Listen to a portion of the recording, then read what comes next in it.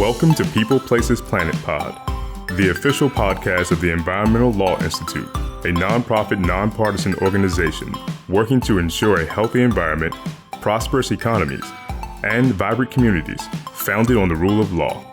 Welcome to this week's episode of People Places Planet. I'm your host, Sarah Backer.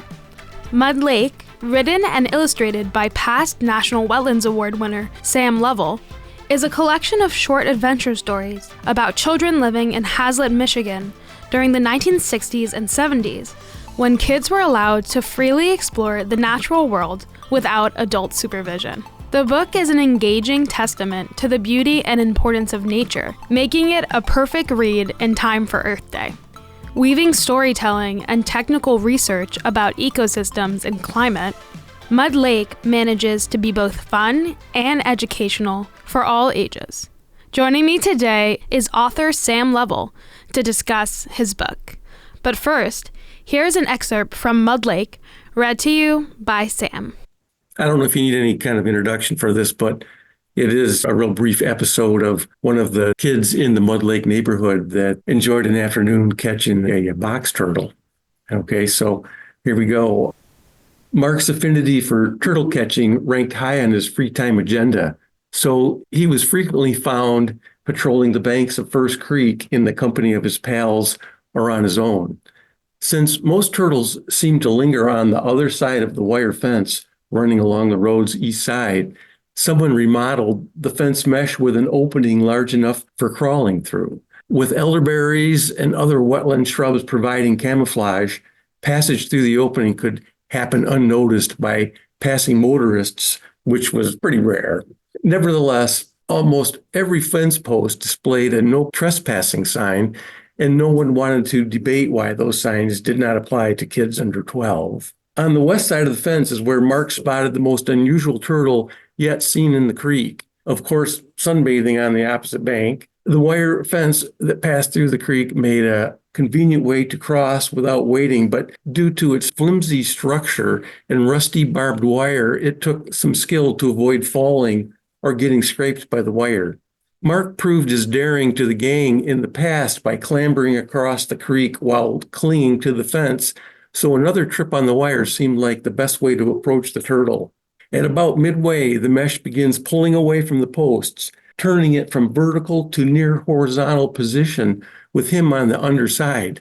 Grabbing for anything stable, the barbed wire gets in the way and Mark is swimming. Keeping minimal composure, he still manages to grab the turtle. Mark recognizes this catch to be a prize and took it home for a pet.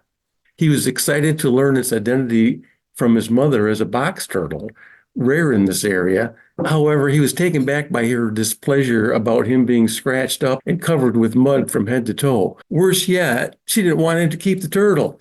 So after fruitless discussion, the pet was returned to the creek later that day under the supervision of his smiling dad. All these experiences, although difficult at the time, created lasting impressions and common lifetime memories shared by the boys and their buddies. Each one prepared them for a next situation that would require a mental or physical test. Electronic games of today are missing the bold reality of the greater Mud Lake area, a real place with real plants, wildlife, people, and pain. The educational and physical training that comes from this kind of environment, although subtle, is second to none. Sam, thanks for being on the podcast today and for reading some of Mud Lake. I'm glad to be here. Thanks for inviting me. So before we dive into your book, I want to highlight your past wetland stewardship, for which you were given a National Wetlands Award. Most recently, you were the project manager for the Friends of the Detroit River and successfully completed Great Lakes Restoration Initiative projects at several locations on the Detroit River. Can you tell us about your current wetland restoration efforts? Well, sure, Sarah, but let me first thank the Environmental Law Institute for taking interest in the book and actually publishing it. It's really been a great experience to work with their staff for the past year.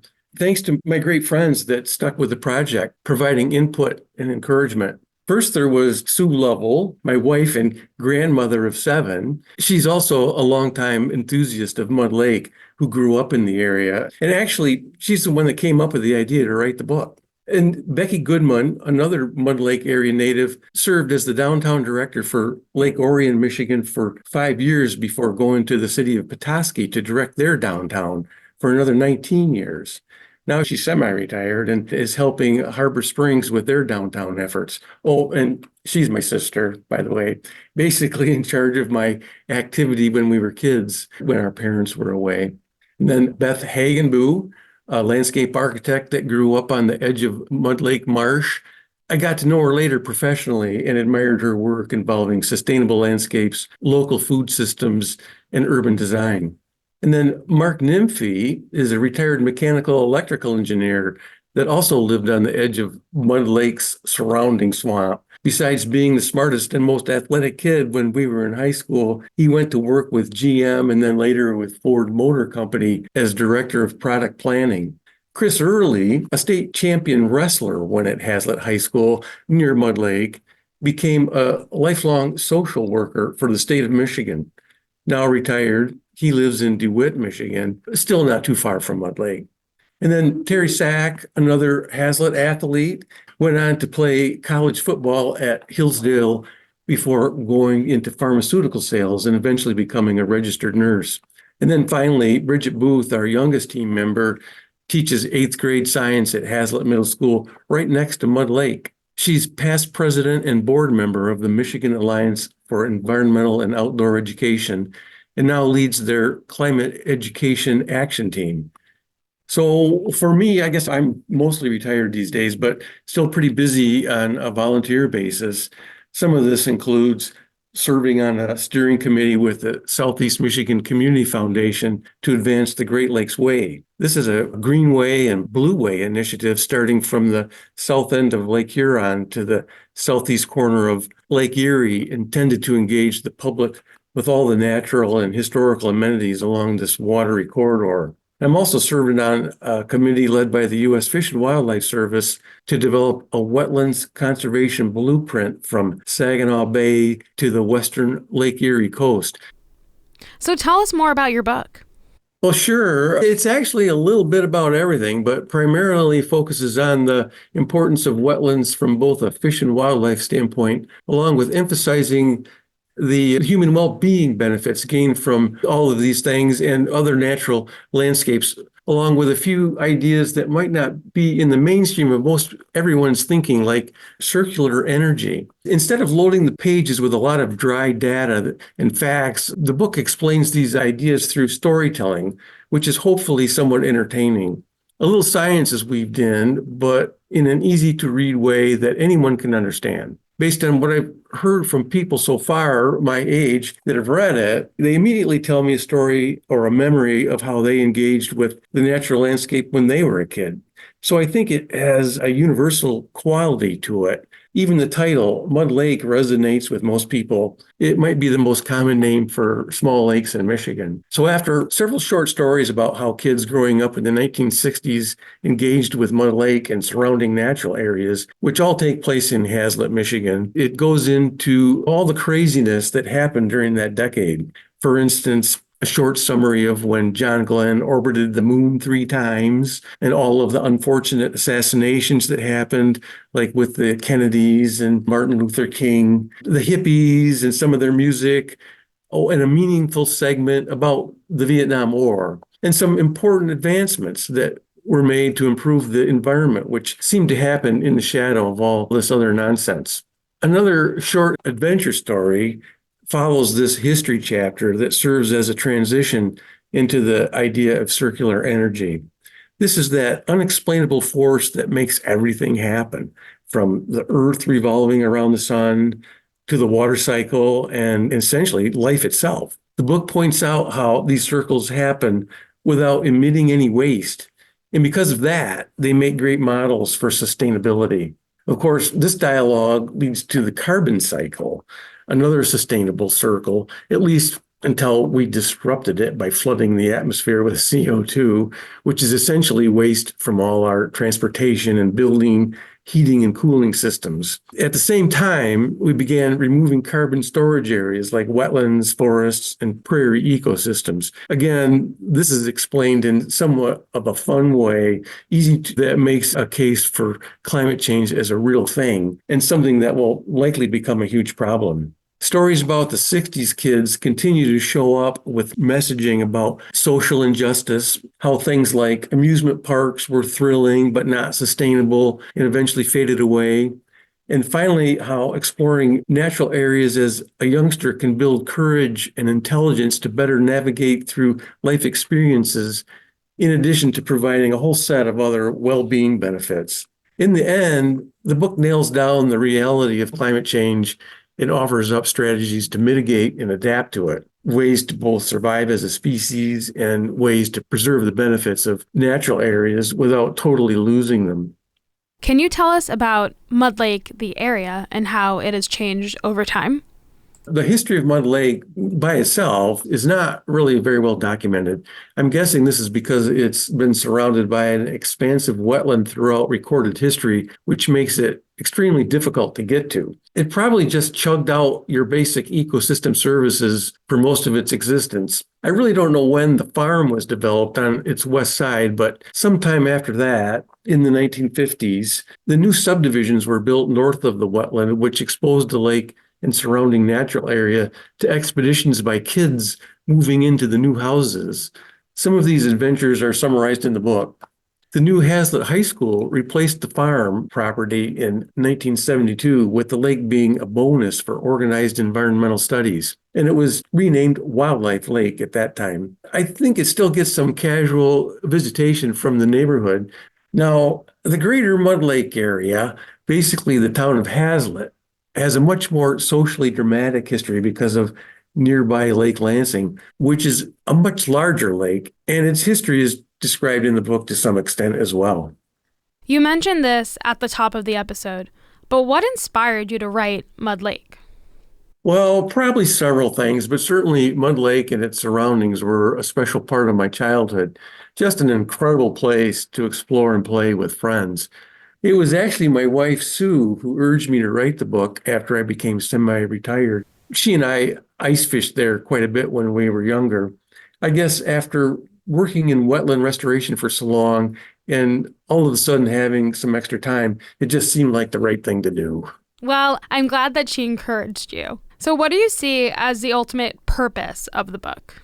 Well, most importantly, I think the book promotes all the good things wetlands and natural areas provide in a way that most anyone can identify with if they played outside as a kid.